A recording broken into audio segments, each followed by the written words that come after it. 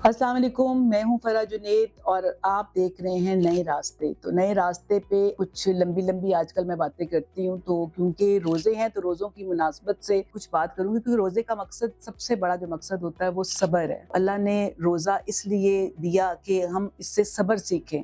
तो सबसे पहले मैं सब्र पे बात करूँगी कि सब्र की बहुत सारी किस्में हैं। सूरह यूसुफ में सब्र की जो 3 किस्में बताई, उसमें सबसे खूबसूरत, सबसे जो अच्छा सब्र की चीज़ है वो सब्र जमील है।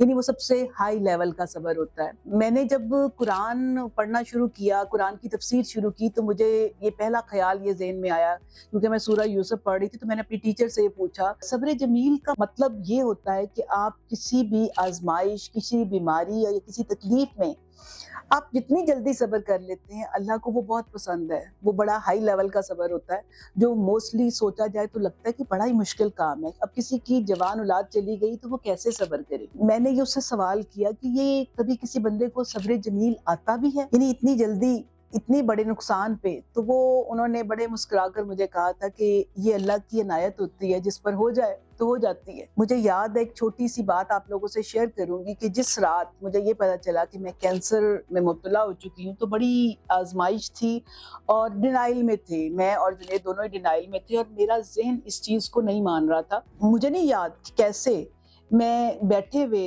दुआ करते हुए अल्लाह से, मेरे दिमाग में अल्लाह से एक दुआ आई कि अल्लाह मियाँ मुझे सब्र जमील दे। मैं चाहती हूँ कि इस आजमाइश में तो मुझे सब्र जमील दे।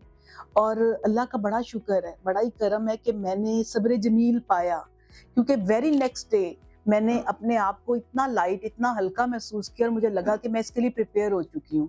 तो ये बहुत बड़ी चीज़ होती है कि आप एक चीज़ को, आप पे अल्लाह की आजमाइश आए और आप उसके लिए तैयार हो जाओ। तो मैंने उस दिन समझा कि ये ऐसे नहीं आता, ये अल्लाह की वाकई ही बहुत बड़ी अनायत और मेहरबानी होती है, और जब वो आ जाए तो वो फिर अल्लाह उसको उससे नवाज देता है। इन सब रोजेदारों को कहना चाहती हूँ, क्योंकि मैंने अभी एक न्यूज़ से ये मेरे दिमाग में बात आई कि नॉर्दर्न नाइजीरिया में 20 जो बंदे थे वो पकड़े गए कि रोजे में वो पब्लिकली खा रहे थे। खाना पीना तो बहुत अदना दर्जे की चीज़ है, बहुत अदना आजमाइश है जो अल्लाह आपसे लेता है, और अल्लाह बार बार कहता है कि रोज़ा मेरे लिए है, इसका अजर मैं दूंगा। अपने पाकिस्तानियों से भी कहूंगी कि मोस्टली ये बड़ा ही आम है कि लोग, जो होता है कि एक रोज़ा ना रखना और फिर रोज़े का एहतराम भी ना करना, कि आप ठीक है, आपकी कोई मजबूरी है, अगर आप रोज़ा नहीं रख रहे हैं तो कोई बात नहीं है, आप रोज़ा मत रखें, लेकिन आप कम से कम लोगों के सामने उसका एहतराम तो करें। लोग बड़े फ़ख्र से बताते हैं जी कि हमसे रोज़ा नहीं रखा जाता, या हम हमसे बर्दाश्त नहीं होता, हमसे भूख बर्दाश्त नहीं होती। मैं सिर्फ उनसे ये कहना चाहती हूँ, मत रखें, लेकिन कम से कम उसका एहतराम करें, क्योंकि वहाँ पे नाइजीरिया में भी, जो मैं खबर बता रही थी, 5 जो वेंडर्स थे जो कि ये खाना दे रहे थे, खाने पीने वाले वो भी, और 20 जो दूसरे लोग थे,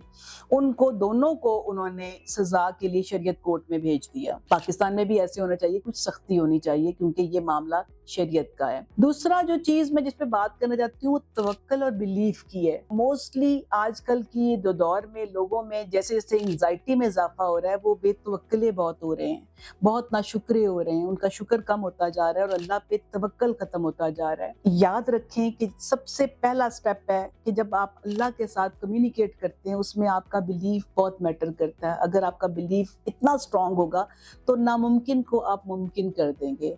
यानी आप जिस चीज़ को जैसा महसूस करेंगे, उसके बारे में जैसा गुमान करेंगे, वो वैसे ही होगा, क्योंकि अल्लाह ने ये खुद कहा है कि तुम मेरे बारे में जैसा गुमान करोगे मैं वैसा ही हूँ। तो इसमें मैं एक छोटा सा वाकया कोट करूँगी, बड़ा इंटरेस्टिंग है कि अल्लाह जो है वो बेस्ट प्लानर है। तो एक तवक्कल का छोटा सा ये सीन है कि गना में एक आदमी था जो शहर से बहुत दूर रहता था। टर्किश न्यूज़ एजेंसी थी, उसका एक ड्रोन वहाँ गिर गया। बंदे ने उसको उठा लिया, तो वो जो उसका जर्नलिस्ट था, वो उसको, टर्किश जर्नलिस्ट, उसको ढूंढता हुआ, तलाश करता हुआ वो उस बंदे तक पहुंच गया। तो उसने जब उसके हाथ से वो ड्रोन लिया, तो उसने उससे सवाल किया कि क्या आप लोगों के पास ऐसा कोई बड़ा जहाज भी है जो मुझे हज पे ले जाए? तो जब वो वाकया उस जर्नलिस्ट ने अपनी मीडिया के थ्रू कोट किया और लोगों को बताया कि ऐसा एक बंदा मुझे शहर से बाहर मिला है जिसकी ये ख्वाहिश है कि वो हज करना चाहता है, तो टर्किश गवर्नमेंट ने फैसला किया कि वो उसको अपनी खर्चे के ऊपर हज करवाएंगे, और वो बंदा हज के लिए गया।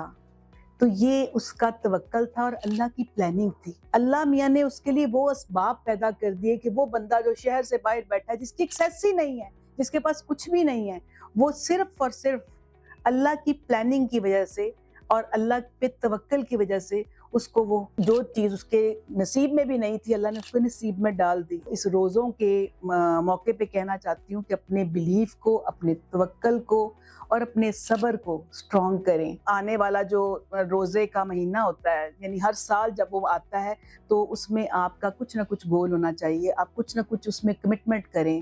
جیسے آپ اپنی زندگی کی کمٹمنٹس کرتے ہیں ویسے ہی اللہ سے کچھ کمٹمنٹ کریں. اللہ ہمیں وہ ہدایت دے دے اور وہ مقام دے دے.